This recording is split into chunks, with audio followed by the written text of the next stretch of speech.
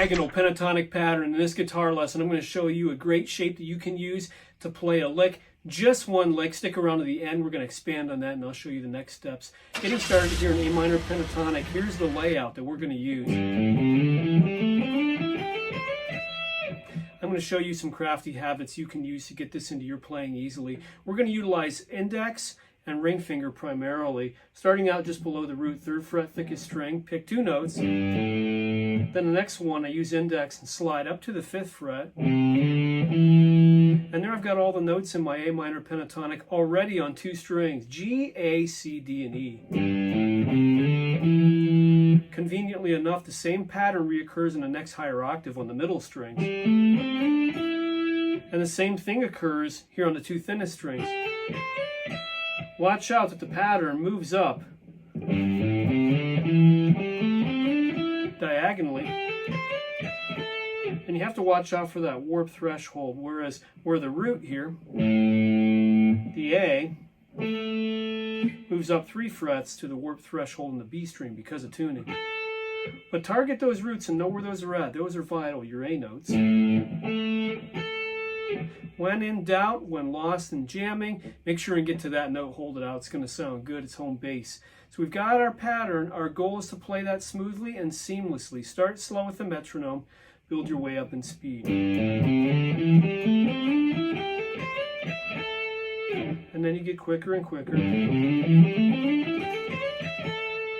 Our next goal is to work descending or high to low. Let's do that. We're going to play the same thing just in reverse and utilizing the index finger for sliding to the left and the fretting hand. After I have my diagonal pentatonic pattern, I'm now ready for some musical ideas. Let me share with you some sequences that I like to use that should help you. And stick around to the end because we're going to expand it even further up the neck here in A minor pentatonic. Let's revisit the sequence that you heard in the intro, which is what this is.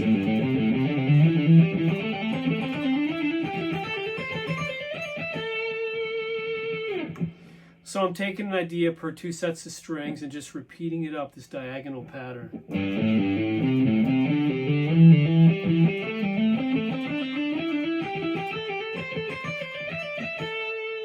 It's entirely index and ring finger, the fretting hand. One exception for me personally on the 2nd string along the warp threshold. Due to the different tunings and fingerings, I like to use my middle. Doesn't really matter. And if you're string bending, you know, depends what you've pre-rehearsed to get comfortable with. So we're going to start on the pickup note. For me, things go better and less of a disaster starting it on the upstroke. So we got groups of 3, and when you play them faster, they're groups of 6. But start out with groups of 3 slow and then build up your speed with the metronome.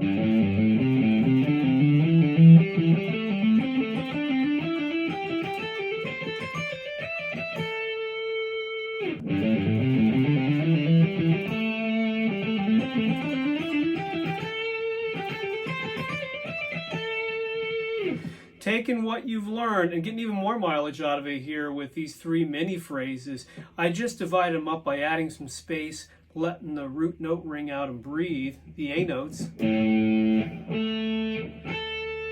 ending on that last one so that you land on your feet and not your head. So let's check that out. You get to the A note on the 7th fret, 4th string. Just give it some space.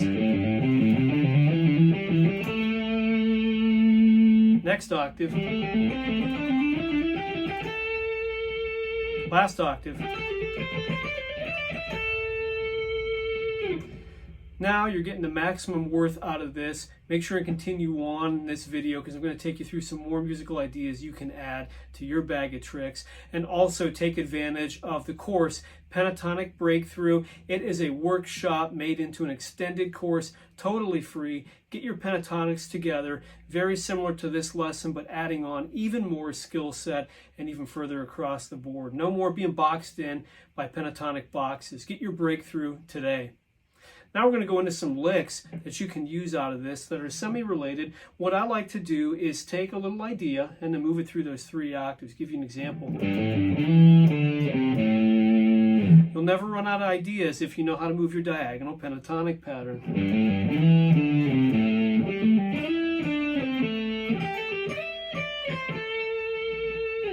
So you can keep on playing your idea up the next octaves. It's great. It's saved me many times when I've been burned out, or at the end of the night you're really tired, you can't think of the next thing to do. You can take it up to the next higher octave. That's all you got to do. So let's check it out one more time. Just an example lick for you to add to your bag and hopefully become one of your pet licks.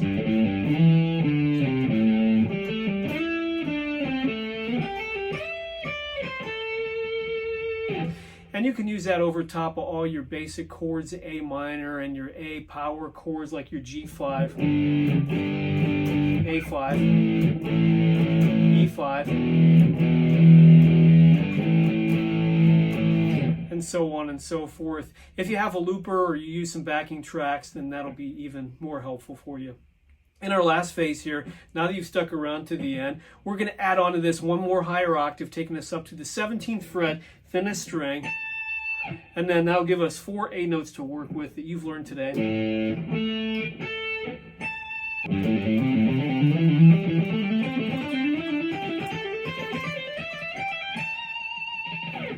That's right, one more octave higher for sticking around till the end. And it starts with my A and the 10th fret, 2nd string. Then I'm just moving up the thinnest string to my high A, 17th fret on the thinnest string, starting just below the A note within the pattern of the sequence here, my pickup note.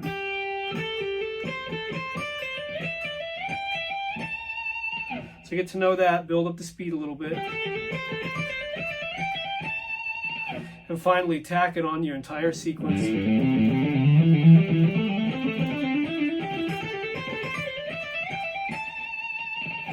And with all that said and done, you are on your way, my friend. Stay tuned for loads more like this, and also check out similar videos to this from GuitarWoodshed.com.